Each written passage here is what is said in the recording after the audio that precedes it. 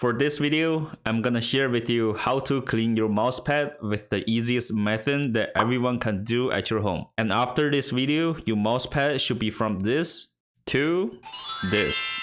A dirty mousepad not only looks disgusting, but it can also affect the movement of your mouse. And that is why it's not smooth anymore. And to clean it, we will need a brush or a sponge, and brush will work the best. And just make sure you use the soft brush, not those ones that you use on your car wheels. Also some laundry detergent, and it doesn't matter liquid or powder. And remember, never wash your mousepad in the washing machine because it will damage the rubber behind the mousepad and also the stitch around it. Let's put the mousepad in the sink and bathtub if you have an extra large mousepad, and then get some warm water and make sure the water is over the mousepad. And next, pour some detergent and mix it with the warm water. And the next step is really important. Make sure the mousepad stay in the water for exactly 600 seconds. And after the time's up, grab our brush and brush the mousepad for 99 times until all the dirt and dust loosen up.